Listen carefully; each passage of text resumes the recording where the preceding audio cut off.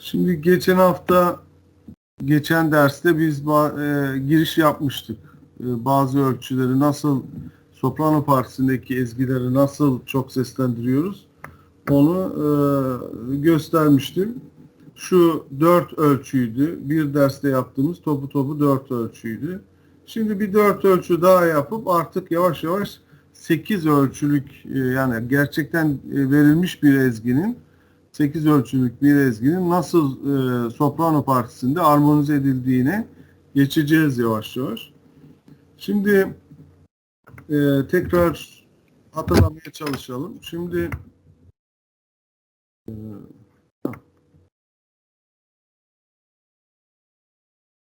Şimdi soprano partisine verilmiş ezgiler var. Bunların hepsi birbirinden bağımsız arkadaşlar. Şu an ekranda gördüğünüz ölçüleri birbirinden bağımsız olarak düşünün.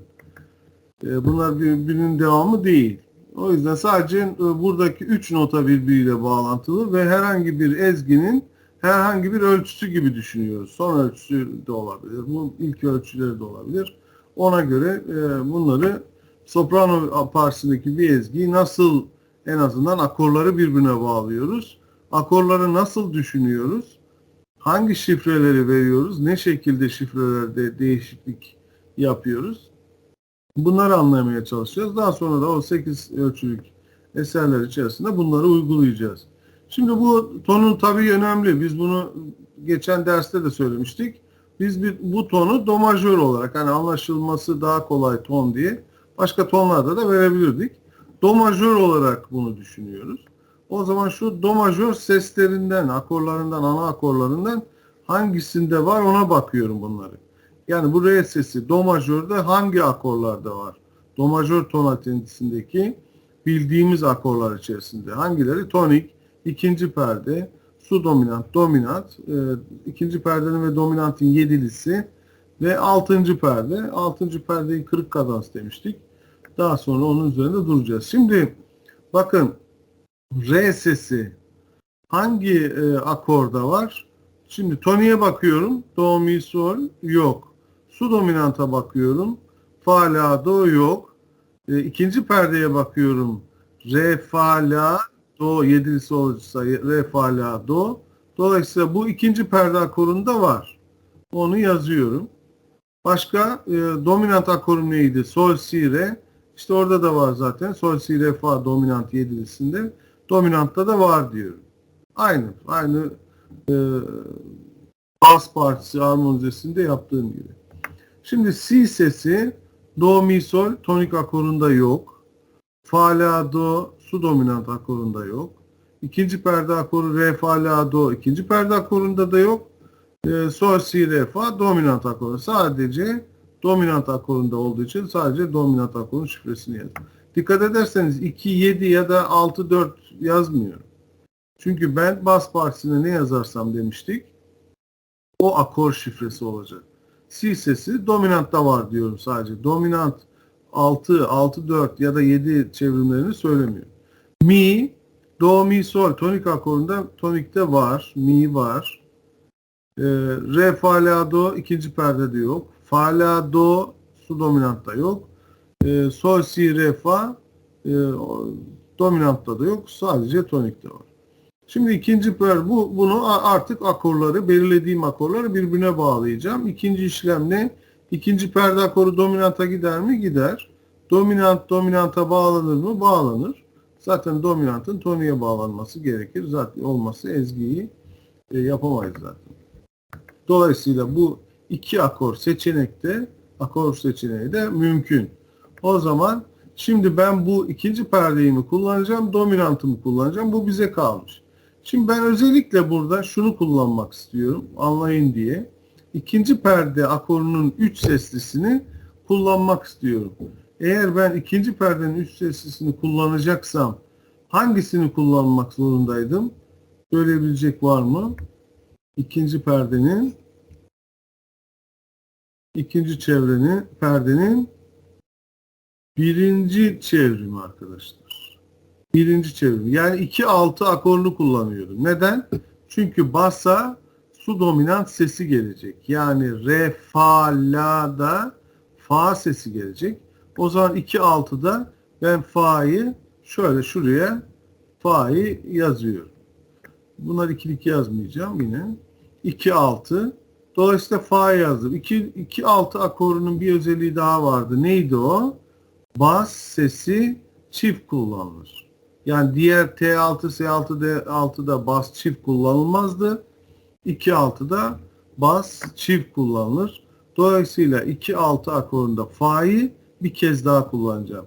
Re, fa, la akorunda fa, la, fa, re şeklinde şöyle fa, la, fa, re şeklinde akorumu yazabilirim. İşte bu 2-6 akoru oldu arkadaşlar.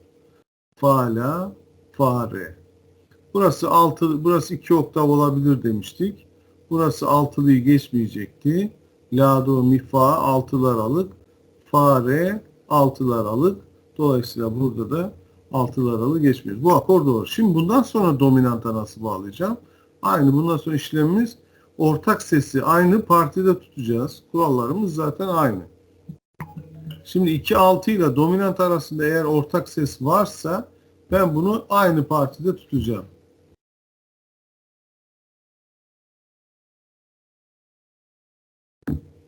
Ekranı görebiliyor musunuz arkadaşlar?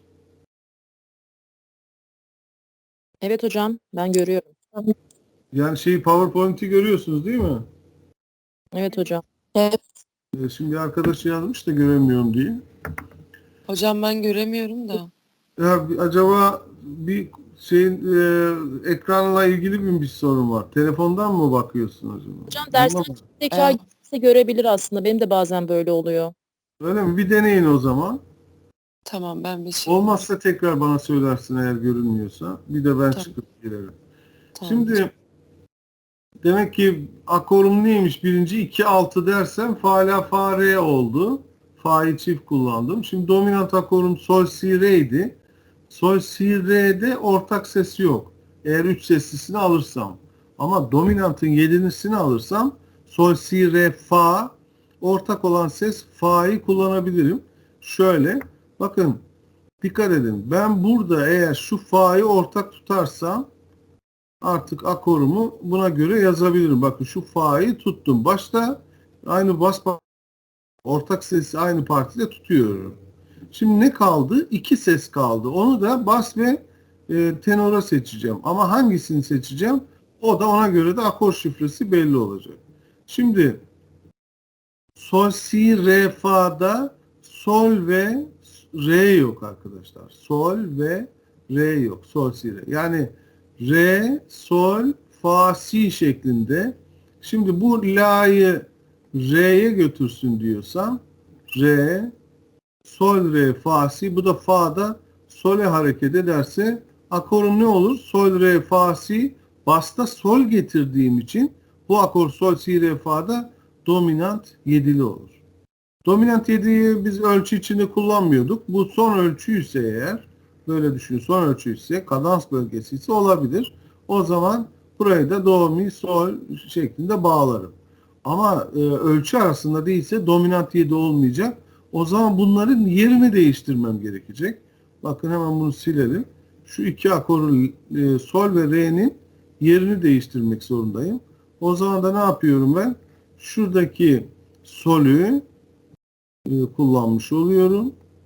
Sol. Bu fa da aşağı yönde re'ye hareket etmiş olacak. Dolayısıyla akorumda sol, si, re, fa olduğu için bu 4-3 akor olacak arkadaşlar. 4-3 akor olacak. Yani ikinci çevrim olacak. Dolayısıyla re, sol, fa, si oldu. Dominant 7'li de şurada bir 7'li aralığı var dikkat ederseniz. Sol, fa aralığı. Buna izin veriyorduk. 7'li aralıkta dominant 7'li bu mümkün. Ama diyelim ki bu 4-3'ü de kullanmak istemiyorum. Şu 7'li aralığı beni rahatsız etti diyorsanız ben burada dominant 4-3 değil de mesela şunu kullanayım derseniz şeyimiz ne olacak onu merak ediyorum.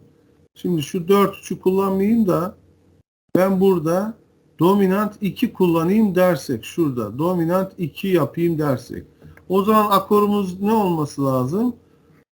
akorumuz ne olması lazım? Fa ile başlaması lazım. Yani bu re ile değil de fa ile başlayacak. O zaman şu fa ortak sesini de ortadan kaldırmam lazım arkadaşlar. Yani ben burada fa, bakın nereye gidecek iş? Geride silmemiz gerekebilir. Dikkat edin, eğer dominant 2 diyorsam bakın basta da fa var. Bastaki fa'yı ortak tutuyorum. Şurada tuttum. Fa. Tamam, bu da re. Şimdi ne kaldı? Sol, si burada. Re ve sol kaldı. Re ve sol. Yani buradaki la'yı re'ye götürürsem her şey yolunda görünüyor şu an. Re sol çok güzel. Gayet güzel. Fa sol'e gitmiş oldu. İşte la re'ye gitmiş oldu. Bu fa da ortak tutmuş olduk. Gayet güzel. 2-6'yı dominant 2'ye bağladım. Gayet güzel. Ama D2 deyince ne aklımıza geliyordu? D2 deyince ne aklımıza geliyordu? T6 hocam. T6 olmak. Yani dominant 2 her zaman T6'ya bağlanmak zorundaydı. Peki buraya ben tonik 6 kurabilir miyim?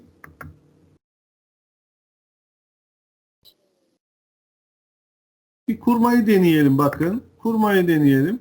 Şimdi T6 olması için do mi sol'da basta ne olması lazım? Basta do mi sol'de T6 olması için basta ne olması gerekir? Mi hocam. Mi olması. İyi hocam. Mi ama bakın T6'da bas çift olmazdı. Buradaki mi var ya, şu mi, işte benim T6 yapma imkanımı ortadan kaldırıyor arkadaşlar. Dolayısıyla ben bu akoru, şunu üçlüsünü gördüğüm zaman sopranoda herhangi bir akorun, geçen derste de söylemiştim, herhangi bir akoru, herhangi bir akorun üçlüsünü ben sopranoda görüyorsam onun birinci çevrimini, yani 6 durumunu, T ise T6, S ise S6, D ise D6 durumunu kullanamıyorum. Dolayısıyla benim burada T6 yapma ihtimalim yok. Dolayısıyla bu akoru da dominant 2 yapma ihtimalim yok.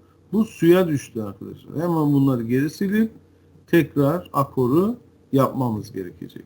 Hemen o zaman dominant 7 seçeneği ya da diğer seçeneklerden bir tanesi ne demiştik? Sol, si, re, fa'da fa olsun. Şurada da la'da re'ye gitsin. Burayı kadans bölgesi olarak, mesela sol, re, fa, si, dominant 7 oldu akorum. O zaman ne yapıyorum? Şimdi sol, si, bu da do, mi, sol. Ortak olan ses nedir? Do, mi, sol'de onu ortak tutacağım. Do, mi, sol. Şurada dominant 7 fa, sol'e gitsin. Sol, re, do'ya gitsin. Dolayısıyla bu sol'de do'ya giderse buradaki do'ya gidersek do, do, sol, mi. Bakın dikkat edin. Si, mi'ye gitti. Fa, sol'e gitti. Re, do'ya, sol, do'ya gitti şeklinde tamamlamış olduk. Sol, re, fa, si'de başka yapabileceğim bir seçenek var mı? Burada bir basa ters hareket durumu yapamadık hocam diyorsanız bunu da değiştirip ta baştan akorları değiştirmemiz gerekecek. Eğer bunu tonik akoru olarak alamayacaksak. Başka da bir seçenek olabilir. Ne yapabiliriz? Sol, re, fa, si'de. Hocam, Evet. hocam solleri ortak tutamaz mıydık orada? Basta sol var burada. Basta sol var. O yüzden solü ortak tutamazsınız. Bu bas do'ya gitmek zorunda. Yani burada da başka. Ama şöyle işte onu söylüyorum şimdi. Bu sol do'ya indi. Bu re do'ya indi. Bu fa sol yukarı, si mi yukarı. Yani bunu şimdi şurada değerlendireceğim. Bakın burada şu bağlantıdan çok memnun değilim. Bunun tercihi burada ya 2-6'yı değiştirip dominantı dominanta bağlayıp tonik yapacağız. Ya da bu dominant 7'liği 3 sesli alıp öyle bağlayacağız. Şimdi şuradaki bakın bu re, si, mi'ydi. Şu da re, si, mi. Orada deneyelim. Burada 2-6 akorunu almıştım. Şimdi burada da dominant akorunu alarak deneyelim. Birkaç seçeneği bazen kullanmak gerekebilir. İşte bu şeyin özgürlüğü bu arkadaşlar. Şimdi burada dominant alalım. Re burada bakın. Dominant 7'nin çevrimlerinden bir tanesini deneyeceğim. Ya da 3 seslisi. Sol, si, re. Sol, si, re. Mesela dominant 7'yi alabilirim. Burada bir dominant çevrimi olabilir. Çünkü dominant oluyordu. Burada söylemiştik. Burada da tonik olacak. Bu mecbur artık. Şurada 2 seçenek vardı. Onun bir tanesini kullanıyorum. Dominant 7'nin çevrimlerinden. Dominant 7'nin kendisi de olabilir arkadaşlar. Hani dominant 7 mutlaka toniğe gidecek. Evet. Ama dominant 7 dominanta da bağlanabilir. Burada dominant 7 almanızda bir sorun yok. Ama buradaki çevrimlerden biri olabilir. Kadans değilse. Şimdi re burada. Şöyle diyelim. Şuradan alayım solü. Sol. Sol, si, re, fa'da solü kullandım. Re de burada. Si ve fa kaldı. Şuradan fa'yı alıp şuradan da si'yi alarak sol, si, fa, re şeklinde dominant 7'yi kullandım. Dikkat edersiniz. Ya da bunu dominantın başka çevrimlerinden bir tanesi. Şimdi dominant 7'yi başka bir akora niye? Dominant 3 sesliye kuralım. Sol, si, re'ye. Yine mesela burada sol, sol, si, sol, si, şurada si'ler ortak olmuş oldu. Zaten bunlar ikisi de dominant olduğu için. Sol, si, yani burada şeyi kullanmışız. Sol, re, şöyle silelim. Sol, re, şunu alalım. İkisi de dominant akoru zaten. Sol, re, sol, si şeklinde bir akor bağlantısı yapabiliriz. Sol, re, sol, si. Dolayısıyla re, si'ye gitmiş oldu. Fa, sol'e gitmiş oldu. Si, re'ye gitmiş oldu. Baslar ortak. Ortak sesi tuttuk. Dominant 3 sesliye dönüştü. Yani bu aslında yazmıyoruz genelde ama neydi bu akorun ismi? 5-3 akor yani. Kök durumundaki 5-3. Şimdi işte tonikte, toniğe bağlayacaksam do, mi, sol'de şimdi şuradaki sol'ü ortak tutabiliriz. Demin söylediğiniz şey buydu işte. Sol ortak tuttum. Eğer sol, si, re, fa olsaydı bu si, fa'ya dönecekti. Dolayısıyla akor değişecekti. Bakın sol, re, fa, si. Yani şuraya fa yazarsam dominant 7 olacak bu akor. Ama 3 sesli yazarsam bir sol sesi daha çıkarmış oluyorum. Çift olacak çünkü bas sesi.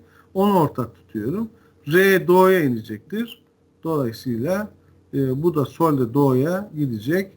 Akorumuz ne oldu? Do, do, sol, mi şeklinde dominant 7, dominant 5-3, tonik şeklinde bağlamış olduk. Burada tekrar söylüyorum. Yani bu da bir seçenek, bu da ikinci bir seçeneğimiz. İkisi de doğru. Ama şurası biraz tabii tartışmalı şurası. Bunu değiştirmek gerekiyor. Bunun yerine şunu tercih ederim.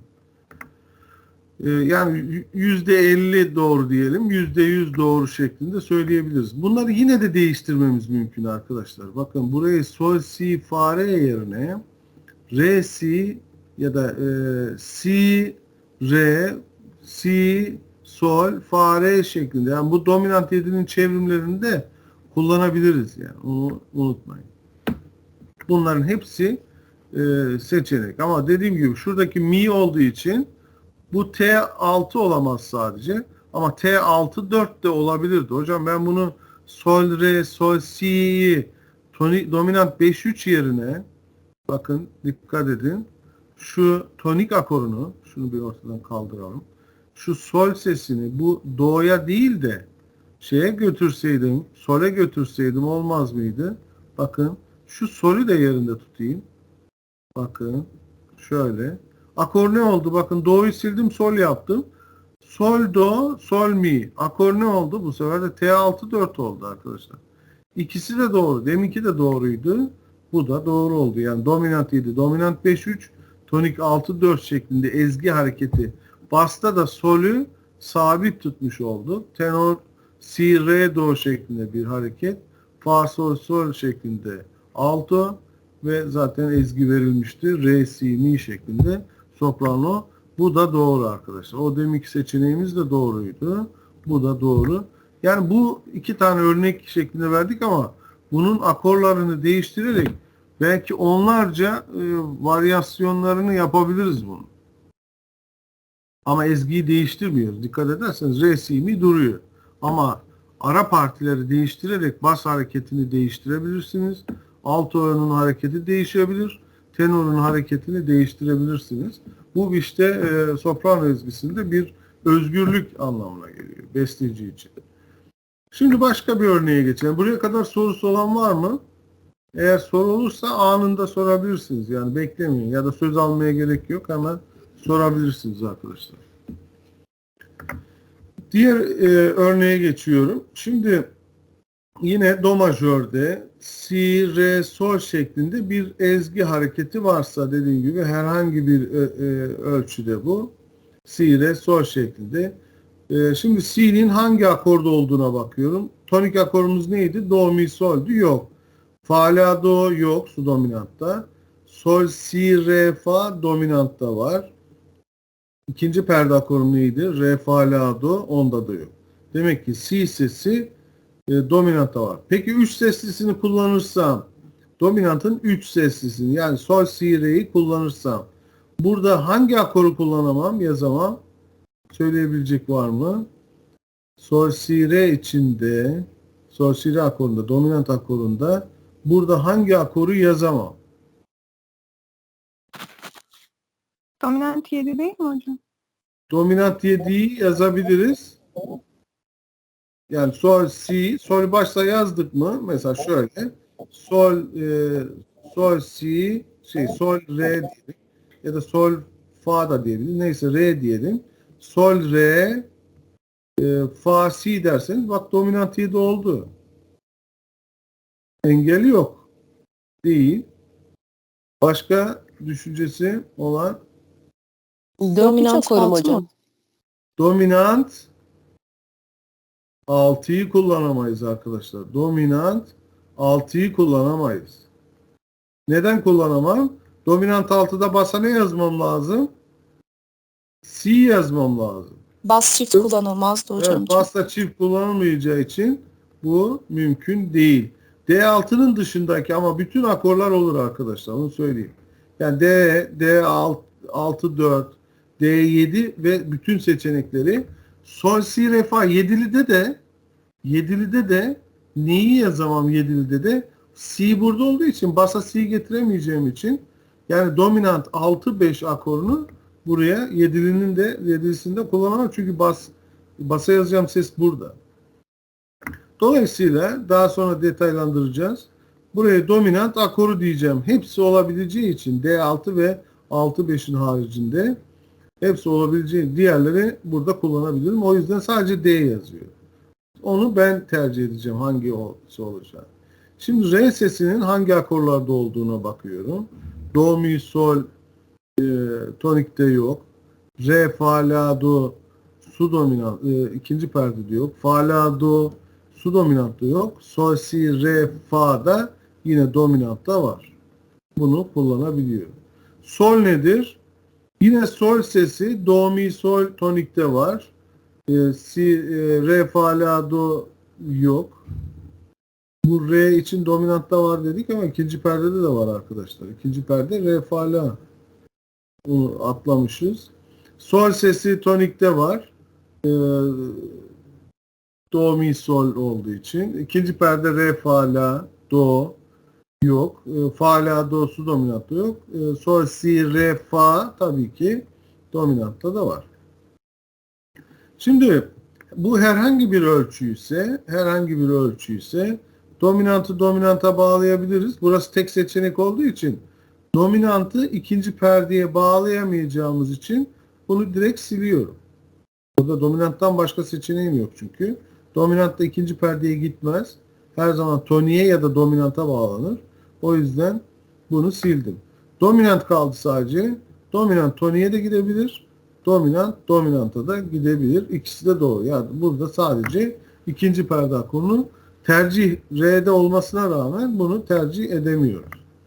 Şimdi hangi akor çevrimi olduğuna da akorları birbirine bağlarken göreceğiz arkadaşlar. Şimdi si sesine dominant yazacağım. Dediğimiz gibi D6 olmaz.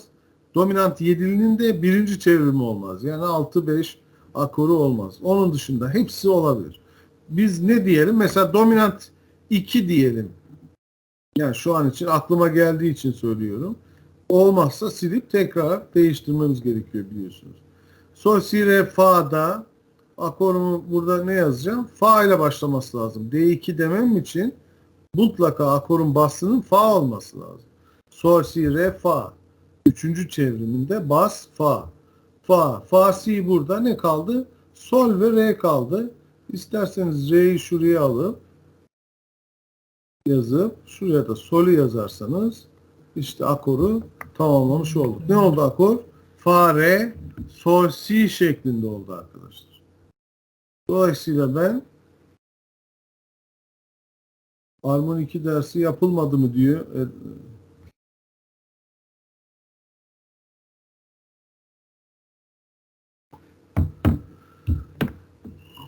Evet.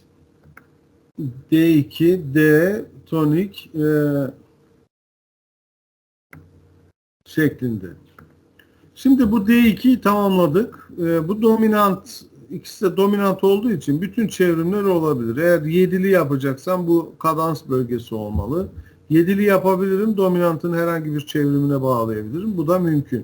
Sol, si, re, fa olduğuna göre, burada re olduğuna göre arkadaşlar, ben de bunu dominantın 4-3'ü yazamam. Çünkü basa yazacağım re sesi sopranoda. O yüzden buraya 4-3 yazamam. Onun dışındakileri yazabilirim. Mesela dominant 2 demiştim. Buraya da dominant 6-5 akorunu, yani birinci akorunu yazmaya çalışalım. Dominant 6-5. Dominant 6-5 demem için basa ne olması lazım? Sol, si, re, fa olduğu için basa si gelmesi lazım. Önce şunu yazmam lazım. Si, si. Şimdi ne kaldı? Si, sol. Ya da şuradaki sol'ü bir düşünelim. Şuna göre yapmaya, aralıkları altılı aralığı geçmesin. Şuradaki re, buradaki de en yakın re de si'ye gideceği için arkadaşlar.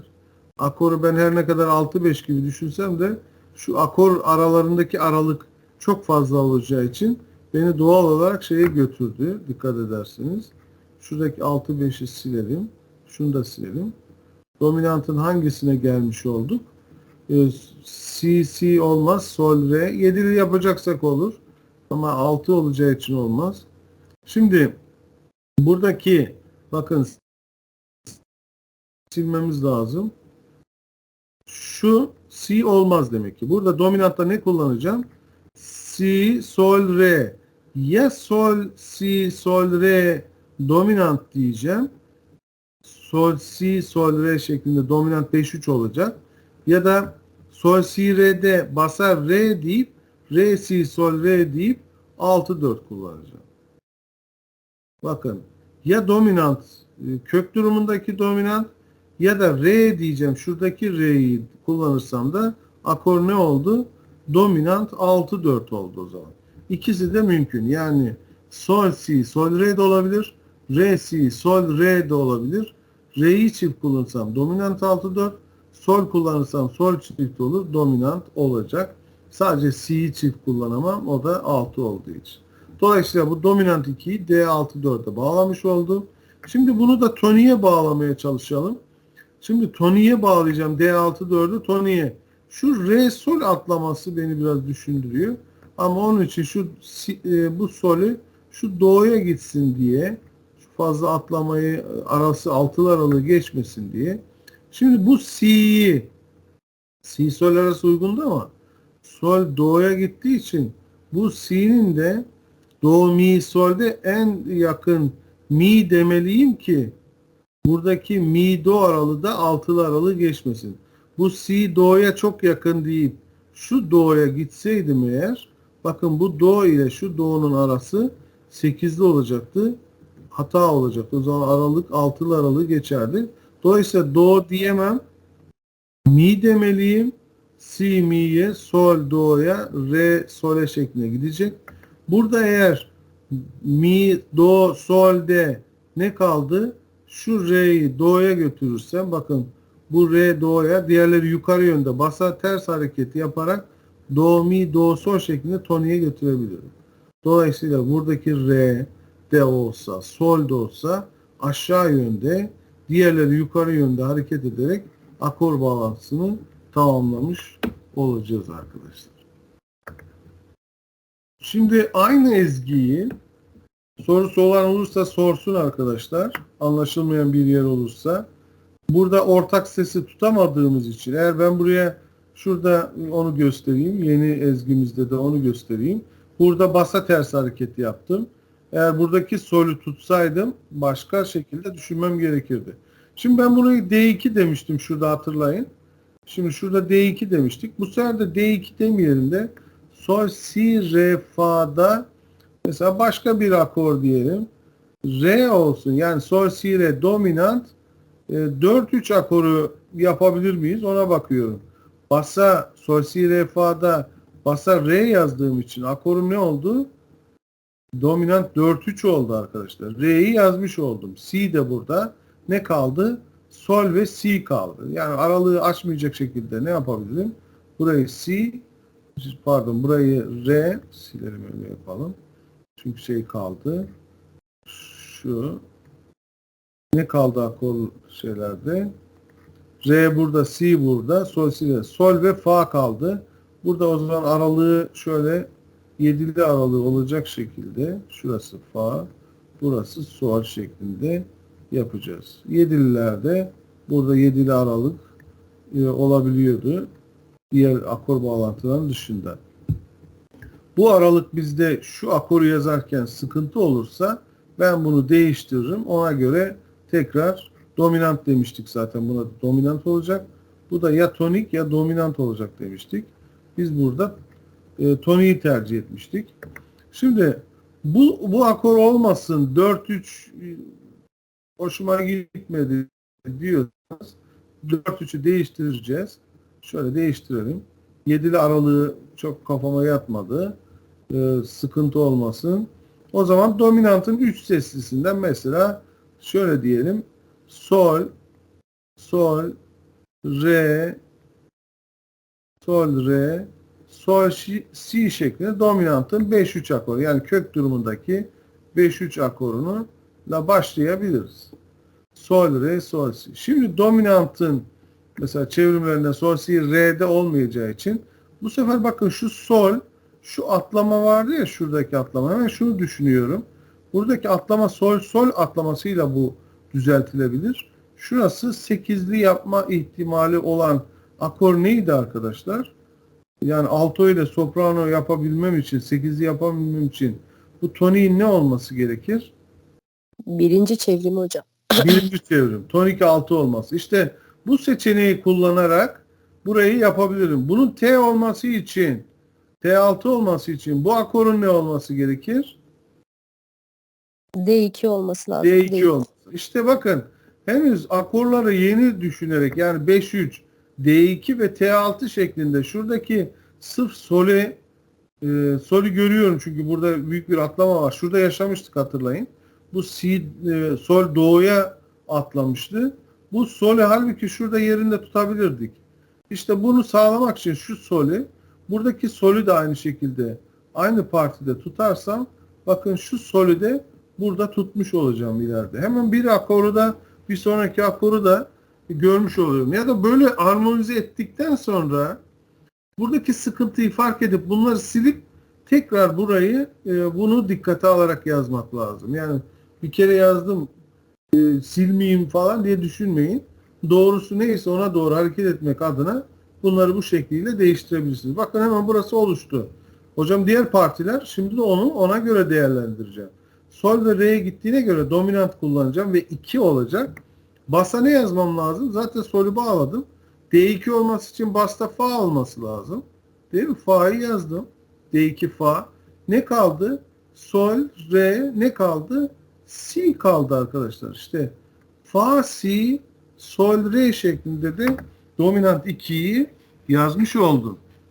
İşte akoru belirledik. Bakın re, si'ye fa, sol de fa'ya inmiş oldu. Sol yerinde sabit, si de re'ye gitmiş oldu. Zaten her ikisi dominant akoru.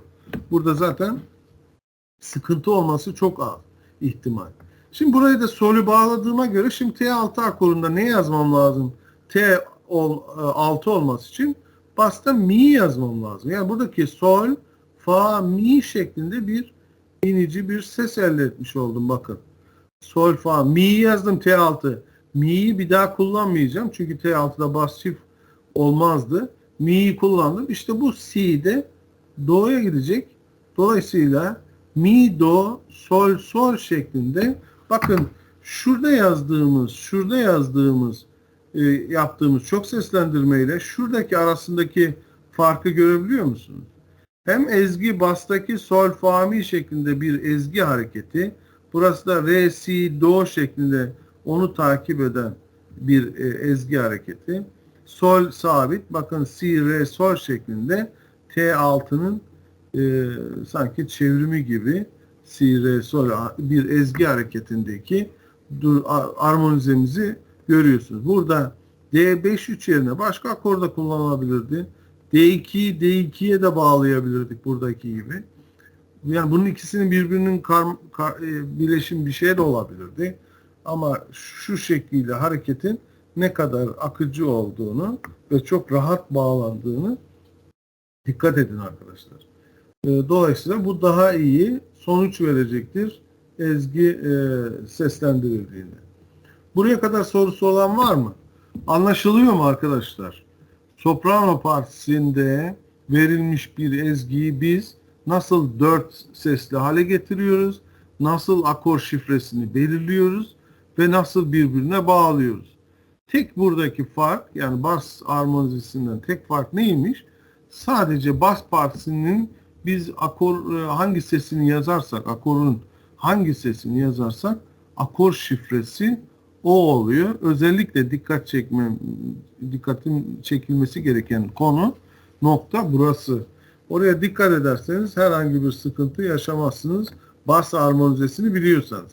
Ama bas armonizesinde eksikler varsa burada da benzer eksikleri yaşarsınız. O yüzden orada eksikleri olan bas armonizesini takip edip bununla birleştirmeye çalışsın. O zaman sorun kalmayacaktır. Sorusu olan var mı?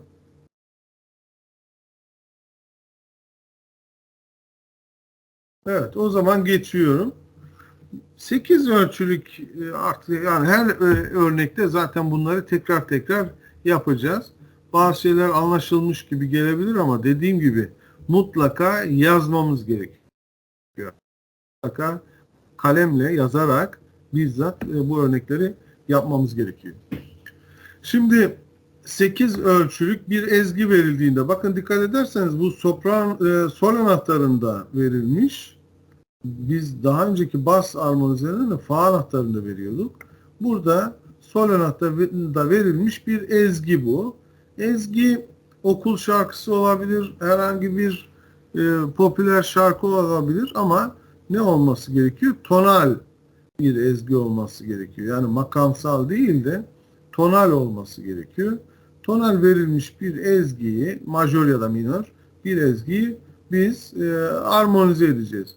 Burada bir farklılık var. Buraya dikkat edin. Bu 8 ölçülük. Bakın ölçülerin numaralarını yazdık. Devamı burada. Şimdi biz ezgileri ne yapıyorduk? Bazen böyle ezgilerde çıkabiliyor. Çok nadir de olsa. Bir örnek olarak verdim bunu ama bundan sonrakiler böyle olmaz muhtemelen. Şimdi biz ne yapıyorduk? Tonunu bulmamız gerekiyor öncelikle. 8 ölçüyü belirledik. 1, 2, 3, 4, 5, 6, 7, 8. Evet. Şurası dedik ki burası yarım kadans olacak. Tamam. Burası tam kadans olacak. 8. ölçü. Tamam. Fa diyez olduğuna göre biz bu ezginin tonalitesinin ne olduğuna bakacağız. Tonalitesi nedir? Burada ya mi minördür ya da sol majördür diyoruz. Değil mi? Şimdi ezgi, burada verilmiş ezgi mi minör mü, sol majör mü arkadaşlar? Nasıl bulacağız? Sol majör hocam. Sol majör diyorsunuz. Sol majör. Mi minör olamaz mı? Hocam ya 7. ses diyez olması lazım. Orada yok Evet, yani diyez. Evet. İşte. Şimdi burada son sese bakarız değil mi? Her zaman son sese bakacağız dedik. Son ses eğer sol olsaydı tereddütsüz derdik ki, yani yine tereddüt ederdik sopranoda ama çünkü mi minör akor seslerinden birinin olmaması gerekir. Yani sol, si, re'de de, yani sol majörde de si var. Mi, sol, si'de de si var arkadaşlar. Dikkat ederseniz yani altına ben hangi akoru yazarsam onunla bitmiş olur bu. Yani bu sol majörde olabilir, mi minörde olabilirdi bu. Yani bu durumda. Ama bak ne dedik? Şu re sesi var ya arkadaşlar.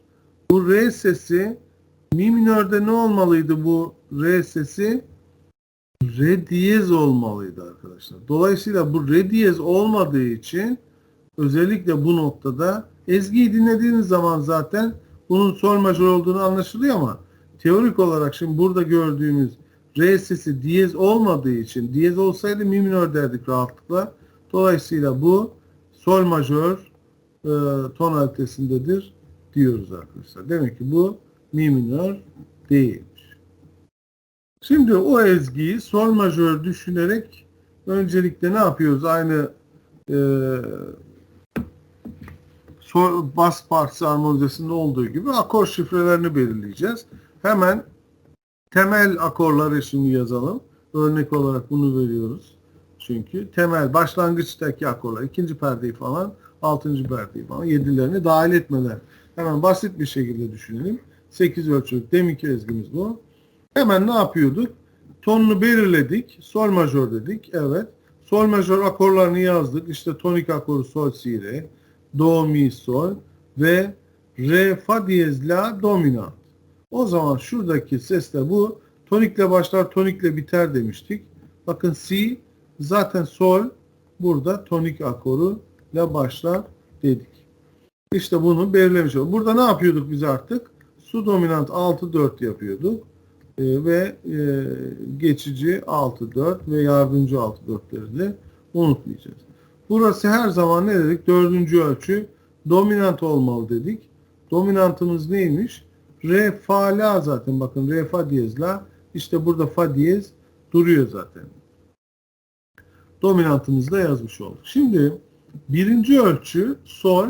Sol, si, re burada var. Su dominantta da var do, mi, sol bakın. Ama su dominantla başlamaz. Hiç onu yazmıyorum. Mesela her zaman tonikle başlar dedik. Yazdım. İkinci ölçümüze bakıyorum. Si sesi hangi akorda var? Sol, si, re tonikte var. Başka do, mi, sol, re, fa, la yok. Geçiyorum. Do sesim, şurada do sesimiz hangi akorda var? Sol, si, re'de yok. Do, mi, sol bakın su dominantta var. Re, fa, la yedilisi deseydim re, fa, la, do'da dominant yedili orada da var diye. Şu an yediliyi dahil etmiyor. Yani yedili derken buradan yedilisi olacak ama illa yedilisi olmayacak. Çevrim olabilir unutmayın. La sesi hangi akorda var? Sol, si, re yok. Do, mi, sol yok. Re, fa diyez, la tabii ki dominantta var deyip yazıyorum. Si sesi sol, si, re bakın tonikte var. Do, mi, sol, re, fa, la tamam. Buradaki sol sesimiz nerede var? Sol, si, re.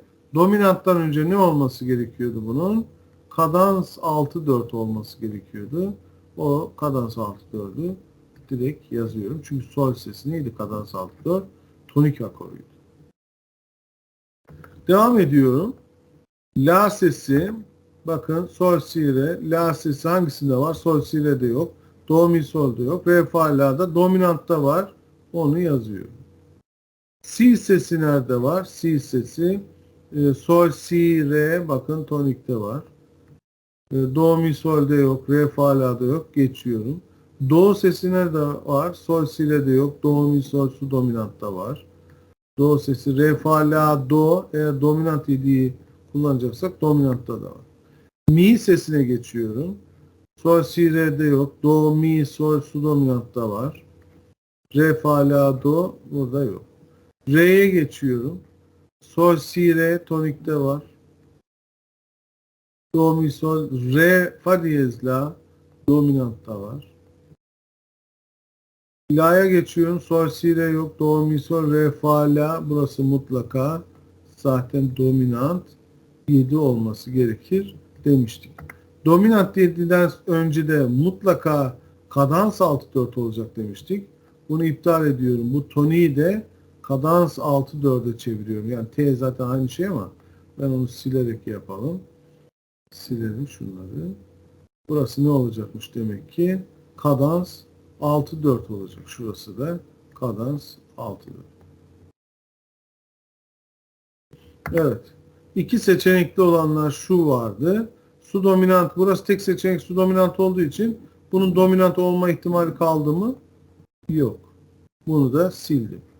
Dominant 7. Tonikten sonra dominant 7 gelebilir. Tonikten sonra su dominant gelebilir. İkisi de doğru. Dominant 7'den sonra dominant gelir. Bu da gelebilir. O da mümkün arkadaşlar. Dominant 7'yi kullanmayacaksak bu seçeneği de ortadan kaldırmış oluruz. Buraya kadar bas partisi harmonizesinden bir farkı yok. Dikkat ederseniz. Hemen ne yapıyorum? Akorları bir hemen görelim. Ne yaptık şimdi biz? Sol, sol, si, do, la, si, sol, fa'da. Bakın tonik su dominantta onu silmiştik. İşte şu üçüncü adımda kalan akorlar, belirlediğimiz akorlar görünüyor arkadaşlar. Sadece şurada dominant demişiz.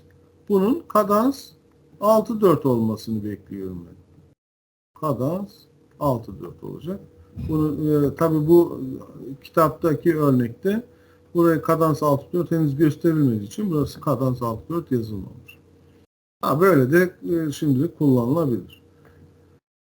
Evet. Buraya kadar anlaşılmayan bir şey var mı? Biraz önce iki adımı da anlattık zaten. Şimdi bunların harmonizesine geçeceğiz. Harmonizesine bir bakalım hemen. Kısaca nasıl yapıyoruz? Bakın. Eserler tonikle başlar, tonikle biter demiştik ya arkadaşlar. Bunun mutlaka toniğin kök durumunda olması gerekir. Unutmayın. Sol, si, re, sol şeklinde o zaman sol majör tonik akorumu sol, si, re, sol şeklinde yazıyorum. Bakın altılı aralığı geçmeyecek şekilde yazılmış oldu. Dolayısıyla tonik akorumu belirlemiş oldum. İlk akorumu yazdım. Bundan sonra ne yapıyorum? İkinci akoru da tonik demiştik. Zaten sol si'ye gitmiş. Si değişecek sadece. O zaman ben yine tonik kök durumda yazacaksam sol re sol si şeklinde yazabilirim. Tek değişen burada sol yerinde kaldı bakın. Re si'ye, si de re'ye gitti. Çünkü değişen sesler bunlar. Tekrar bunu su dominanta bağlayacağım zaman arkadaşlar ne yapıyorum? Bir sonrakine geçelim. Bir sonraki su dominant akorum neydi? Do, mi, sol'dü. Buradaki hareket zaten sol'e bağlıydı. Su dominantla tonik arasındaki ortak ses nedir? Do, mi, sol ile sol, si arasındaki sol. Şuradaki sol'ü ortak tutuyorum ve diğerlerini en yakın yöne hareket ediyorum. Yani do, mi, sol'de. Sol basta temel durumda, kök durumda yazdığımız için örneği do, mi, sol, do şeklinde olacaktır. Buradaki do'yu da demin örnek verdiğimiz şekilde burayı çok farklı şekillerde bunları artık çevrimleri yapacaksak su dominant 6 ya da su dominant 6-4 şeklinde yazacaksak buradaki bas hareketi ve ezgi hareketi de farklı örneklerle çoğaltılabilir.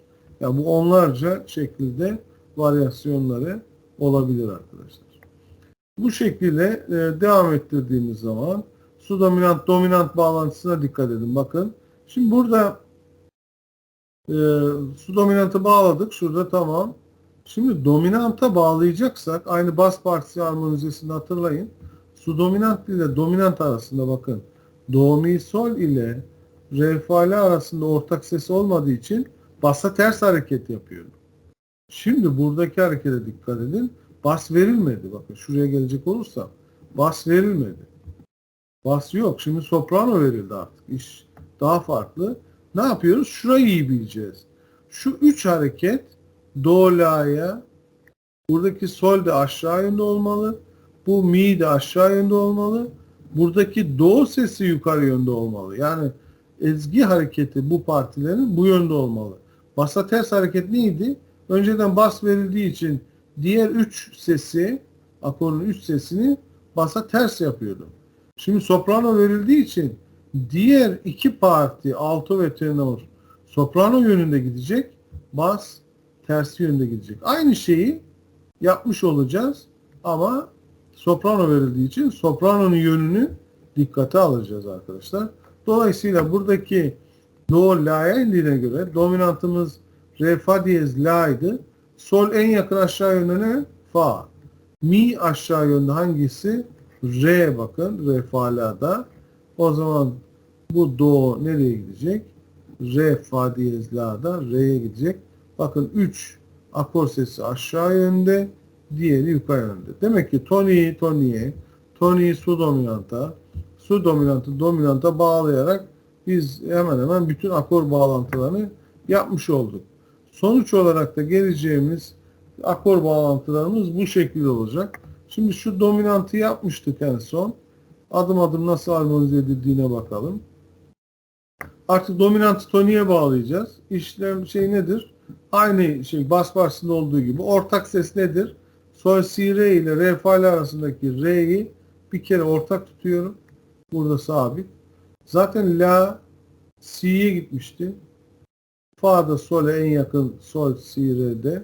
Sol'e gidecektir. Re de sol'e gidecektir. Eğer toniği kök akorunu kullanacaksın. Toniği toniğe bağlarken problem yok. Zaten hepsi ortak. Re'yi tutmuşuz. Sol'ü tutmuşuz. Diğerleri si sol'e indiği için sol de re'ye inecek şeklinde en yakın hareketi yapmışız. Bunun kadans olması gerekiyordu. Biz bunu kök ses olarak yapmışız. Önemli değil. Şimdilik sadece örnek olarak veriyoruz bunu. Sol, fa'ya kadansı yani toniği dominanta bağlarken tonik ile dominant arasındaki ortak ses re'ydi. Bakın re ortak tutulmuş. Kök durumunda dominant akor olacağı için sol la'ya gitmiş. Re fa la'da la'ya gitmiş. Kök durumu alınmamış. Sol fa'ya re yerinde sabit. Re yerinde sabit.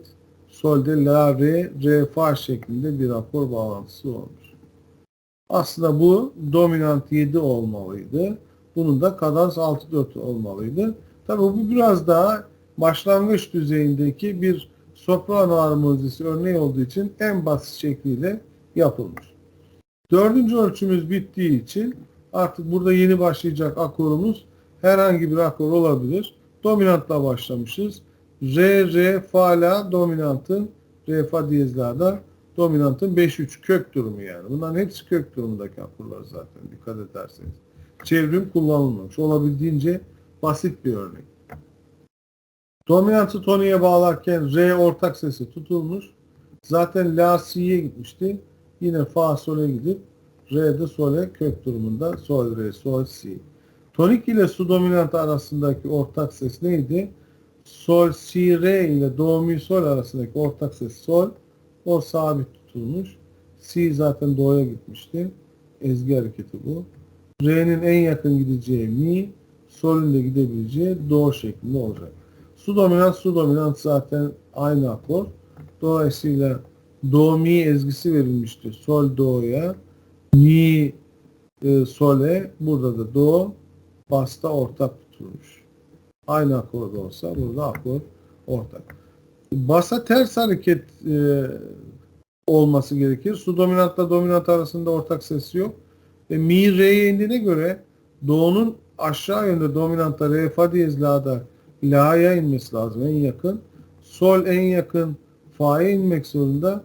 Do da yukarı yönde re'ye çıkmak zorunda. Bakın basa ters hareketi iyi anlayın. Bas partisindeki gibi aynı şeyi yapıyoruz ama önceden bas harmonisinde bas partisini, burada da soprano partisinin yönünü dikkate alarak diğerlerini belirliyoruz. Ama şu değişmiyor. Soprano, alto, tenor aynı yönde, bas onlara ters yönde arkadaşlar. Dominant, bunun kadans 6-4 olmasını tercih ederdik. Biz normal şartta yapıyor olsaydık bu ezgiyi hızlıca bir örnek olarak getirmiş olduk.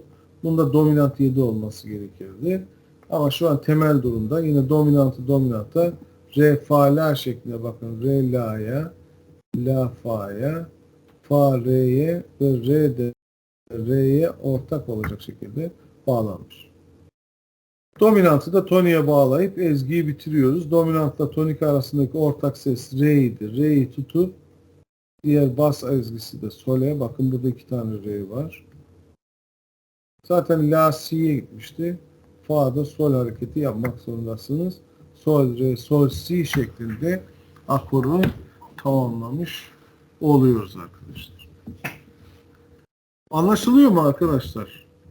Yavaş yavaş bunlar tabii biraz daha ısınma turları gibi düşünebilirsiniz.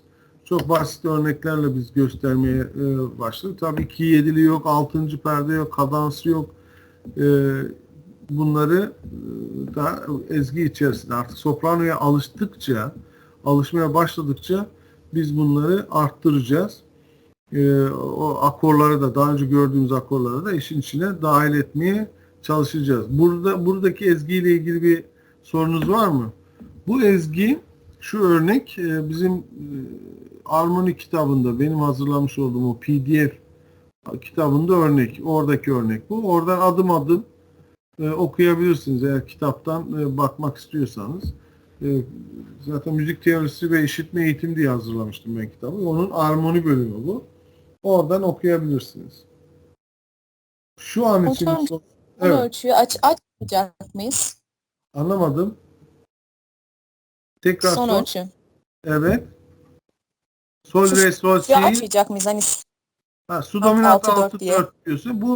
Bu örnek verilirken bu hazır ol. Kitapta bu çünkü. Böyle yapılabilir. Evet. Biz ekleyebiliriz. Su dominantımız do, mi, sol'dü. Bakın bu sol yerinde duracak zaten. Bu sol de yerinde durur. Şu si do'ya gidecek. Bu sol yine yerinde kalacak. Bu mi'ye gidecek. Bu sol yine yerinde kalacak. Sol mi, sol do, do mi, sol. Bakın. Sonra tekrar sol yerine gelecek. Re, tekrar re'ye, yani çünkü tonik akoru. Yine sol yerinde ve si şeklinde. Bu örnekte bu verilmemiş. Biz eklemiş olduk. Evet. Tabii ki bunları yapacağız. Tamam hocam. Ama dediğim gibi burada kadans 6-4'ü de yapmamış. Dominant 7'yi de yapmamış. Mesela burada kadans. Çünkü bu en basit. Sadece tonik su dominantla yazılmış bir bas soprano partisi armonisi örneği. En basit şekliyle. Bunlar sizin için biraz daha basit gelebilir. Evet. Ama bu başlangıçta başlamakta fayda var. Sopranoya ilk defa soprano örneğini ilk defa görenler için yani. Sorusu olan var mı arkadaşlar? Şimdi dersi burada bitireceğim. Hocam bas partisinden hocam bas partisiyle neredeyse hemen hemen aynı, hatta hepsi aynı. Evet. Hocam tek farkı sanırım ters hareketler mi? Orada Ters basa ters hareketler de- hareket yapıyorduk, şu an sopranoya mı? Evet, sopranoya ters hareket yapmıyoruz. Bakın, hareket şu aslında. Bas, biz cümleyi öyle kuruyorduk bas partisinde ama cümleyi şöyle doğru kurmak lazım artık. Soprano işin içine girdiği için. Soprano, alto ve tenor aynı yönde, bas onlara ters olacak. Bas partisi verilmişse diğer 3 partiye ters oluyor. Evet. Soprano verilmişse soprano, alto ve tenor soprano yönünde, bas da o 3 partinin tersi yönünde olacak. Anlaşıldı mı? Bu hiçbir şekilde Hocam değiş. tek farkı şu an bu mu? Yani fark olarak şu farkı iyi görmeniz lazım. Bas partisini biz belirliyoruz, dikkat ederseniz. Şifreyi de belirleyen bas partisi olduğu için biz bas partisinde ne yazarsak şifre o oluyor. Buradaki en önemli fark bu. Oldu mu? Tamam hocam, teşekkürler. Biz verdiğimiz örnekleri tekrar dinleyin. Ezgi, basa ne yazıyorsak o. Bası biz hemen değiştirebiliyoruz. Çünkü soprano verilmiş. Ana ezgi, mesela şu ekranda gördüğünüz ezgiyi ben değiştiremem. Ama buradaki basa artık bu armonizeyi yaparken basa ne yazarsam şifreler onlar olacak. Bir dahaki derste biz bu Aynur Elhan kızının armoni kitabından bir örnek yapacağız. Bir sonraki derste. Bunları pekiştire yaptıkça daha da iyi anlaşılacaktır. Diğer o YouTube'da yüklediğim diğer armoni, soprano armonizesi ne giriş vesaire dersler var. Onları da bir izleyin. Yani orada farklı örnekler var. Ne kadar çok örnek yaparsanız ama bizzat dediğim gibi kağıt üzerinde de kendiniz de onu yapın. Sonra izliyorsanız izleyin. Önce ne yapabilirim diye kafa yorun. Kağıt üzerinde, sonra onu izleyin. Karşılaştırmaya girin. O zaman daha verimli olacaktır.